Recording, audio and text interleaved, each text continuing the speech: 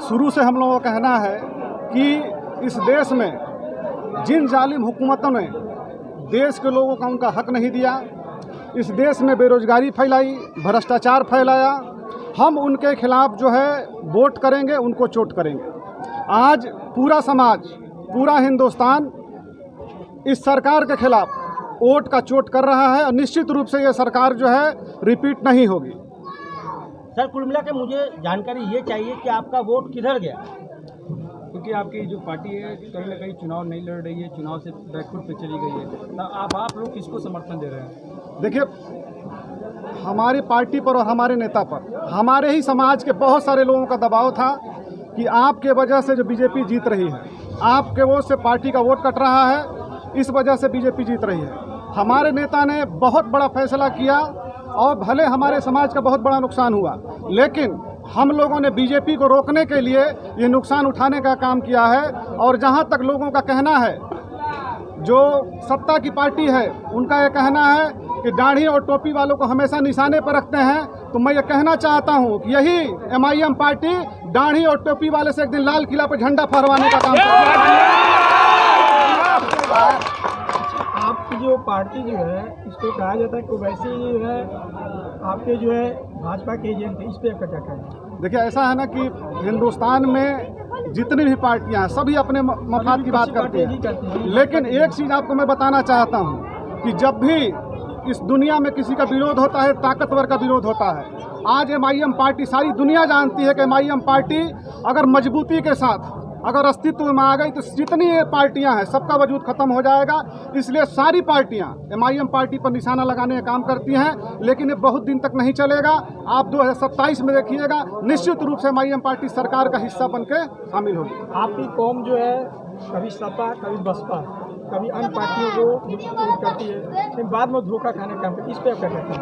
देखिए, हमारी पार्टी, हमारे लोग, हमारे समाज के लोग बहुत भोले भाले लोग हैं। अभी मैं आपको बताना चाहता हूं कि जिस पार्टी के बीजेपी ने जिस पार्टी को टिकट दिया, यही नेता जो है समाजवादी पार्टी से कैंडिडेट बन के 2 बार आए और हमारे ही समाज के लोग, हमारे गांव के लोगों ने 90% उनको वोट देकर जिताने का काम किया।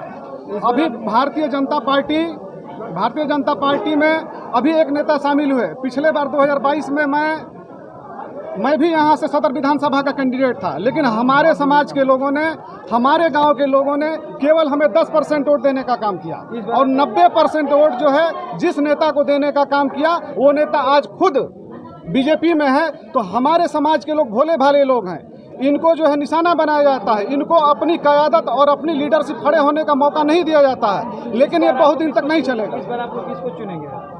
इस बार जहां जहां बीजेपी को हराया जा सकता है, हमारे सारे लोग, हमारे सारे कार्यकर्ता उनको जो है वोट कर रहे हैं, सपोर्ट कर रहे हैं और निश्चित रूप से बीजेपी को हराने में हम कामयाब होंगे। अभी आपने कहा कि अभी विधानसभा में खड़े हुए थे जी, उस समय आपके कौम ने 10% वोट दिया था, फिर आप उस कौम से ही थे, आपको वोट नहीं जाओगे, दूसरे पक्ष हो गया, ऐसा क्यों? देखिए, एक बीमारी है हमारे यहाँ, यही एक छोटी सी बीमारी है।